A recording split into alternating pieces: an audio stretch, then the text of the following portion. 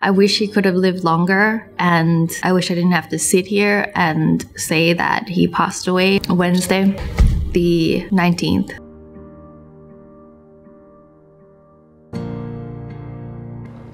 Are you guys playing, or are you guys playing, right?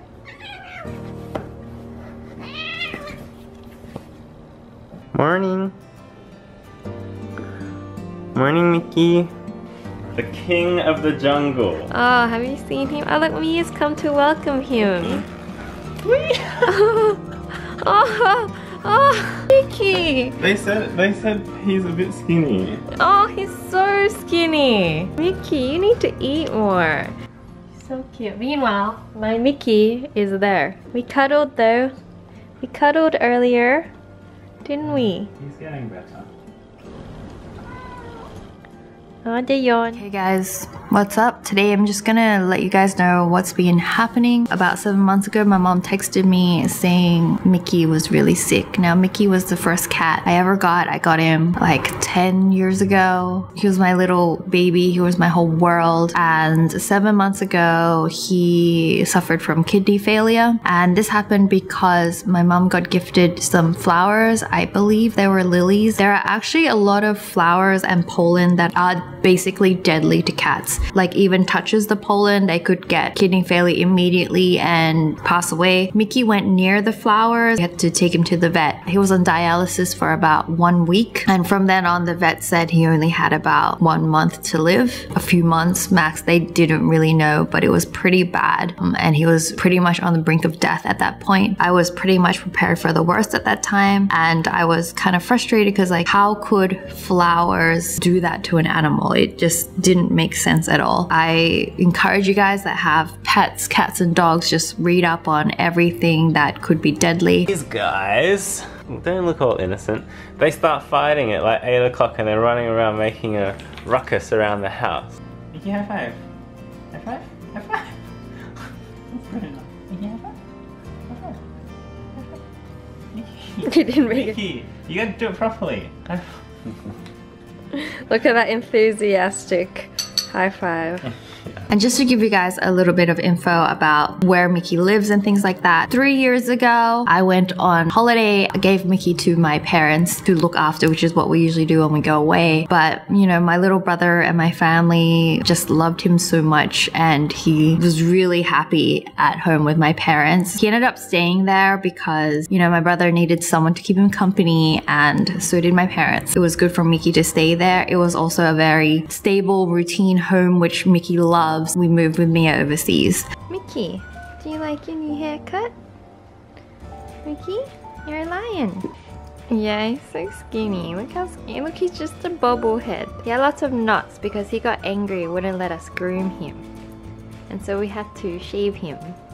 And we might as well pick a shape. So I picked a lion because the internet made lions look cute. And just recently, in the past week or so, he got worse. He stopped eating, and like 2 weeks ago, he lost his appetite. About a week ago, he started drooling from the mouth uncontrollably, couldn't jump up on surfaces. Basically, he lost his mobility and things just got really bad. He was just lying around the house and things like that. And, you know, it was a very hard decision to make. We didn't know whether we wanted to let him live for as long as possible, but we decided to euthanize Mickey because he was suffering so much. I didn't want to see him suffer. I saw Mia suffer, and that was hard enough to watch. I wish if there's anything I could do was in her final moments, make her feel comfortable. You're my favorite, you know that?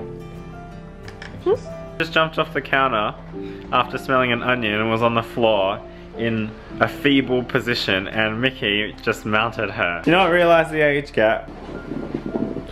Look at them. And Mikki was going through a really tough time. He stopped eating. He was getting so skinny. He was just skin and bones. He just wasn't doing anything. He was drooling, and I don't know, I just thought the best decision to make was to put him to sleep and let him go peacefully, so at least in his final moments he didn't feel so much pain. We decided to do it at home so he was comfortable, because he hated going to the vet. It stressed him out so much around people he loved. I honestly wish I could have flown there, but it wasn't possible. With the 2-week quarantine, I would have never made it. So I did get videos from my mom of the moment. It was really tough to watch, but also something I had to be there for. For the past 7 months after his dialysis and kidney failure incident with the vet, he's been on special food, which is specifically for cats that suffer from kidney failure. He couldn't eat normal food as much as he wanted to. I remember he would just beg for food around the table, and once or twice my parents would have given him like a little tiny bit of food, and then he would go straight back to being really sick and everything like that. So we stopped feeding him anything else as much as he wanted it. I felt so bad for him, because normally he's not a cat that would want or beg for food if we ate it. He is actually really good. He would just eat his own food. Because I think the special kidney food was really bland, that he started begging for food around the table. And I know that really sucked, but we wanted to keep him alive for as long as possible. And so my parents every day were giving him saline shots to make sure he was hydrated.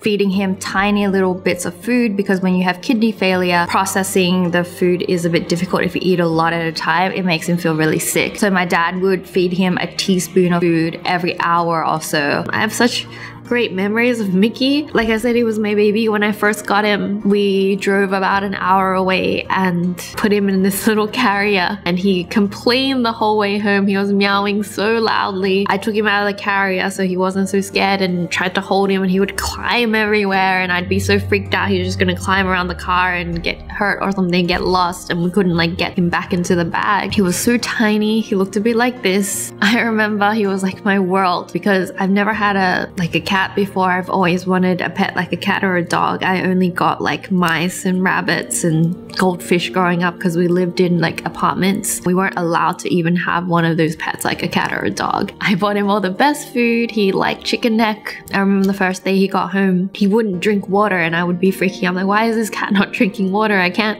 force him to drink. But he ended up drinking water. But he was like so fussy though. He's like a king. Really fussy with his food, only wanted the best. Look at Mikki. He's approaching. What's Mikki gonna do?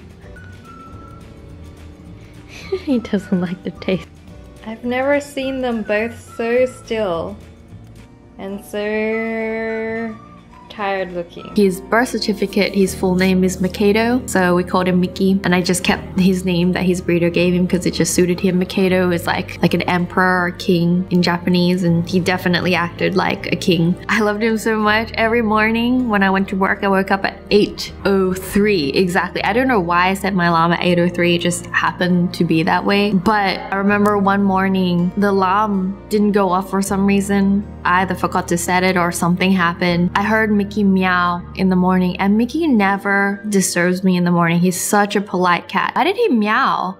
And I realized my alarm didn't go off, and at exactly 8:03 he was meowing because he was like, your alarm didn't go off. This is when it's supposed to happen and you didn't, so I'm gonna wake you up. Wow, you are the most intelligent cat. You don't even have a watch. How did you know what time it was? And from then I knew he was a very special cat. I took him to work when he was a baby. I took him to dance class when I taught class. I drove him in my car and I let him play with the kids in another room, and he was really outgoing for that period of time when he was young, and he went with me everywhere. I didn't want to leave him anywhere. I felt like he had to be with me everywhere. He was like my little baby. He would sit at my keyboard at work while I worked. Luckily, my work was really flexible and let me take my cat, and I would be so freaked out that he would walk behind someone's rolly chair and they would roll back on him. So I would tell everyone at work, like, look behind your chair before you roll back, just in case Mikki was like playing. He knew exactly were to, you know, pee and poop in his little tray, even though I would take him everywhere, he would also hold it. He never had an accident anywhere. He was such a smart cat. He knew exactly what to do. Favorite thing to do every morning is to come into the sheets and snuggle. So when you wake up and you lift your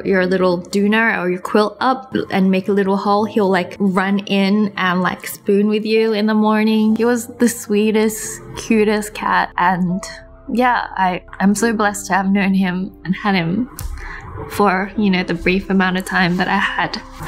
I thought I'd like share some fun memories with you guys. I want him to be remembered, you know, as a very special little thing. Mickey has an Instagram as well, Mickey the cat. If you guys want to look at some of his photos there, or, you know, comment some messages. I don't know what to do with Instagram now. It'll take some time for me to process. I have a few big things happening in the next month actually, which is keeping me busy, which is good. I can't wait to announce it to you guys once we have it sorted. I'm gonna have to process this, take some time, obviously. Take care of myself while this happens. I hope you guys give your love to Mickey and share with me his wonderful memories. Let's celebrate his life.